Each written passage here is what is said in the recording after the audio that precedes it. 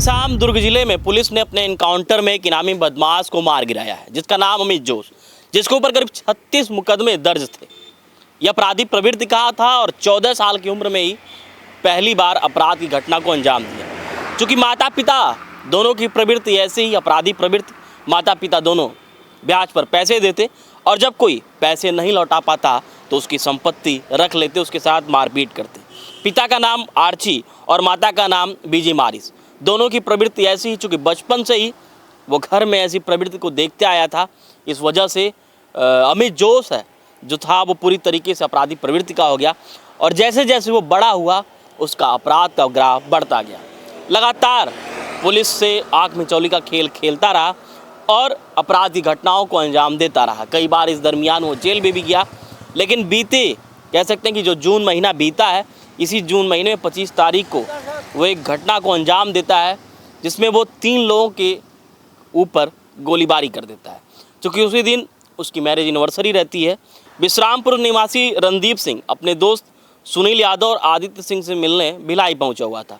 चूँकि तीनों ये दोस्त आपस में पार्टी करते हैं और पार्टी करने के बाद तीनों घूमने निकलते हैं। ग्लोब चौक के पास अमित जोश अपने एक दोस्त के साथ पहुंचता है। किसी बात को लेके तू मैं होती है, बकझक होती है और इसी दरमियान अमित जोश पिस्टल निकालता है और इन तीनों पर फायर कर देता है। रणदीप सिंह, सुनील यादव और आदित्य सिंह की, जिसमें से 2 की हालत नाजुक हो जाती है। इसके बाद पुलिस इस आरोपी की कह सकते हैं कि पकड़ तेज करती है, चूँकि ये फरार हो जाता है गोलीकांड करने के बाद, और जाके भिलाई में ही, जो भिलाई स्टील प्लांट के मकान है, अपनी बहन जिसका नाम प्रियंका जार्ज, जिसका पति का नाम लक्की जार्ज, चूँकि प्रियंका भी शुरू से ही घर की आपराधिक प्रवृत्ति को देखते आई तो वो भी एक अपराधी यानी कि लक्की जार्ज से ही शादी करती है, जो कि भिलाई स्टील प्लांट में ही एक बहुत बड़ा सा मकान कह सकते हैं कि कब्जा के रह रहे थे, उनके वहाँ रुकता है। और फिर उसके बाद से ही 4 महीने से ही मतलब फरारी काट रहा था। इसी बीच उसका जीजा जेल जाता है जिसका नाम लक्की जार्ज, और वो हाल ही में छूट के जेल से आता है और उसी से मिलने कल ये जाता और जयंती स्टेडियम के पास पुलिस को सूचना मिलती है कि जो अमित जोश है वो यहाँ पर आया हुआ है। जिसके बाद पुलिस अपनी कह सकते हैं कि चारों तरफ से उसको घेरने का प्रयास करती है। कई टीमें लगी थी और इसी बीच जब वो देखता है कि मैं पूरी तरीके से घिर गया हूँ, पुलिस उसको रोकने का प्रयास करती है और पुलिस पर वो ताबड़तोड़ गोली फायर कर देता है। जिसके बाद पुलिस अपनी जवाबी कार्रवाई करती है और जवाबी कार्रवाई में अमित जोश को पुलिस मार गिराती है। सुनिए क्या कहते हैं एसपी जितेंद्र शुक्ला। आप सभी लोग जानते हैं वो कितना शातिर अपराधी था। करीब 35 अपराध उसके ऊपर दर्ज हैं और 35 अपराधों में भी मुझे लगता है कि 4 या 5 शायद 307 के मैटर हैं, जिसमें उसने किसी के ऊपर गोली चलाई है, किसी के ऊपर चाकू से हमला किया हुआ है। एक 302 का मैटर है उसके ऊपर है। 3 या 4 लूट के मामले हैं जिसमें वेपन के साथ उसने लूट किया हुआ है। तो काफ़ी शातिर क्रिमिनल था। और लास्ट इवेंट भी जो उसने किया था वो 2 लोगों के ऊपर सिविक सेंटर के पास में ही गोली चलाई थी और तब से फ़रार चल रहा था। पिछले 2 दिन से हमारे पास इनपुट थी कि वो शहर आने वाला है। काफ़ी दिन से वो शहर से दूर था और 2 दिन से हम लोग उसकी सर्चिंग पे लगे हुए थे कि आया है क्या।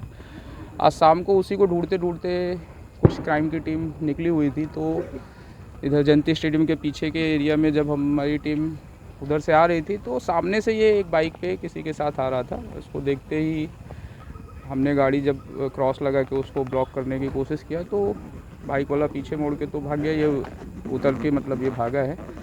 जैसे ही भागा है उसने हमारी गाड़ी के ऊपर फायर किया।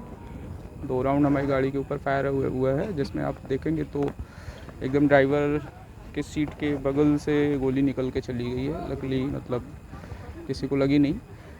फिर हमने जवाबी फायर किया उसको और वो उसके पैर में गोली लगने के बावजूद, जब हमने पहले उसको गोली चलाई उसके पैर में गोली लगने के बावजूद उसने 4-5 राउंड और भी फायर किया, जो टीम बता रही है। हम सुरक्षात्मक रूप से उस समय हार ले चुके थे, तो उसके बाद हमने जो फायर किया उसमें उसको शायद 1-2 बुलेट लगी है और अभी वो ढेर हो गया है। सर किस तरीके का वेपन रखा था सर? किस तरीके का वेपन रखा था ये?